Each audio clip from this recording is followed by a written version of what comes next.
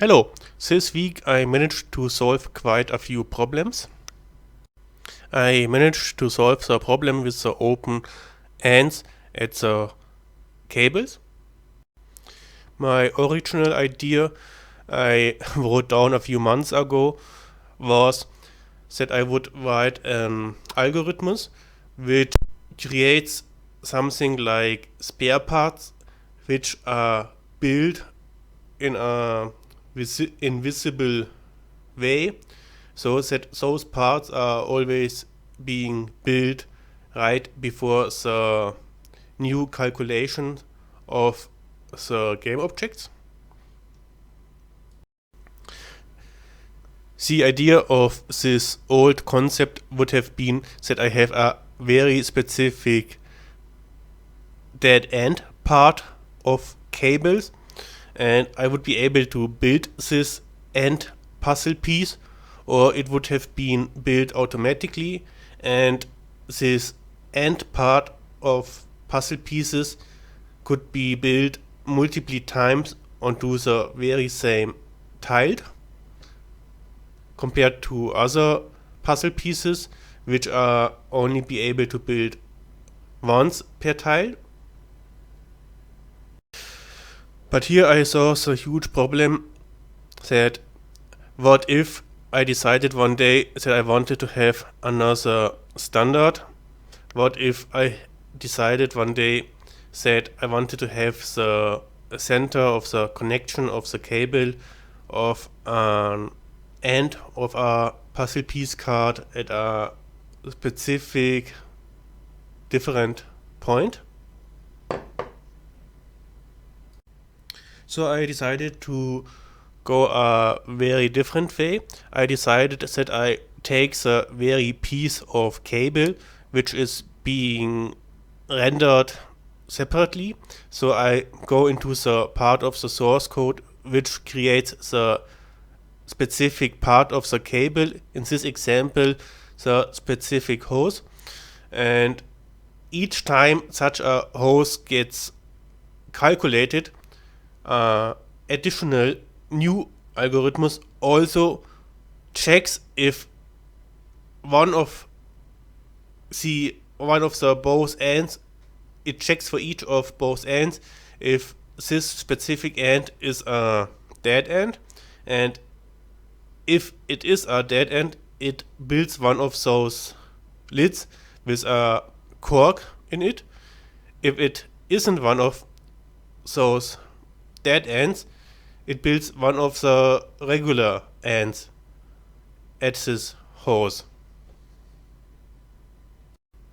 And this was quite a piece of work because I had to go back in the source code and search for the parts where I decided things to build together, and it took, what I want to say is, it took a few hours to get into the code. Besides, it was well documented.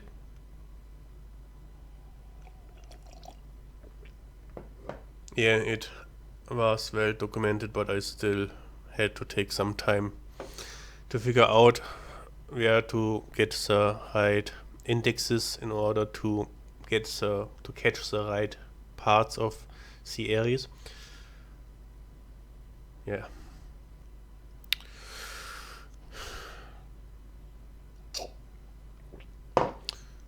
Another huge problem was mentioning here is that I created another problem by solving this specific problem. If we have a closer look at the switch component, we see that I was very minimalistic with the settings of the cables. This causes here with this new standard that if I not have an invisible wire at an endpoint, the system will put one of those close ends, one of those ends with a cork on the water hose. And now I have this new standard, and I have to apply this very new standard to each puzzle piece. That means each puzzle piece has to have an invisible cable going into the puzzle piece, or at least to appear once, so that the algorithm knows this is a end, and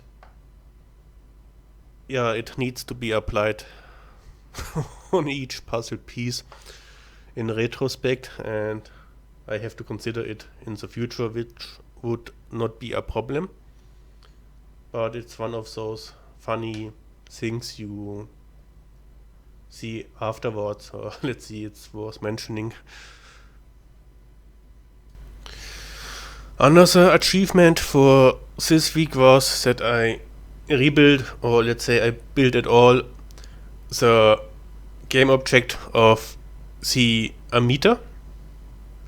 It could be compared to a placeholder art game object, but it goes well enough for me today. I'd like to repeat that once more. Most of those game objects are still placeholder art, or let's say none really was UV mapped the way I'd like to, and it was quite improvised with the texturing, because I wanted to have some kind of feeling how it could look like if there were actual colors, and this procedure of coloring, of texturing, will take some time in the future. So I made a compromise to just improvise the texturing at some specific parts for the time being. The third achievement was mentioning this week, which is also quite interesting, is that I managed to redesign, or let's say to design it all, the valve for the switch object for the water hose theme. I had multiple ideas on how to create it. One idea was that I just push some piece of wood out of the system in order that the water can go through. But on the other hand, I also wanted to have a more regular valve, and also haven't decided to have a valve at all. I wasn't sure whether to choose a valve system where I just have a tiny screw, or like in this case here, I choose to make a extra wide screw so that the user can see the screw is much wider than the hose per se, and if the whole screw gets up, the space becomes empty and water could go through. I think it just looks nicer the way I decided to make it more thick. Another huge thing I accomplished this week was the creation of the voltmeter version of the water hose theme. The challenge was to create a rubber plane which is flexible, and the vertices move accordingly to the pressure within the pipe. Let me explain the very first failed attempt. My idea was to create a few placeholder items and the one, or let's say two, real rubber game objects, and for each of those rubber plane game objects, the algorithms would go through each vertex and accordingly to the relative position, let's say a point between -1 and +1, this specific vertex would move between the positions of the vertices of the other game objects. So it would be a smooth transfer between each of those example game objects. I hoped that the vertices, the index positions of the vertices were the very same. Because of this very particular reason, I took the very same game object in Blender. I copy-pasted the very same game object and I modified an object in Blender which was a copy of the original. So I hoped that the vertex positions were the very same, and I also assumed that if the vertex positions are the very same, that also the triangles would be the very same. And this is the part which is funny, let's say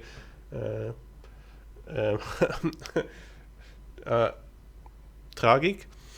It appears that the vertex positions of the copied object in Blender are identical, but the triangles are not identical. So it worked out the way I planned with the positioning of the vertices. The transition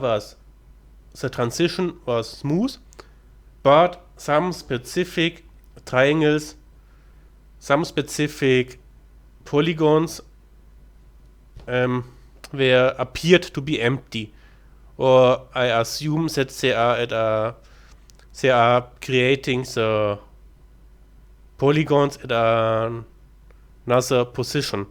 So the game object had some holes at some specific points in the rubber plane. So I had to think about another solution.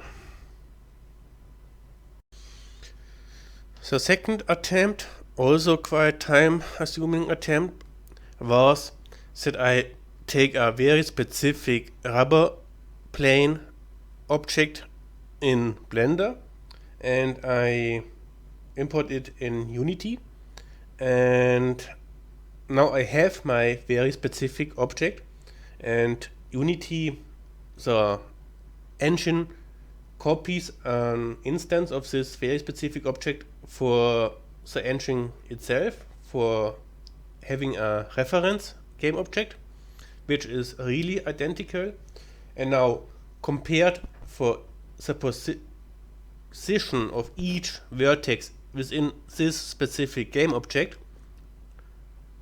I take this specific position of the vertex and have a look how near it is at the center on the XZ plane, and I also have a look if it is one of the vertices below my 0 point, and depending on the position it goes up or down like a half circle at the very last possible position, or if the value of this very new function is huge, it also gets farther away. So I had to once create a function for each specific interval, and now I am able to take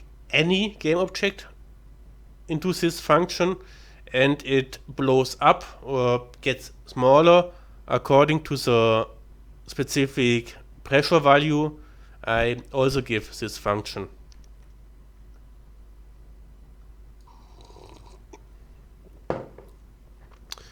Okay, the water hose model becomes more and more complete, and I think it's looking better.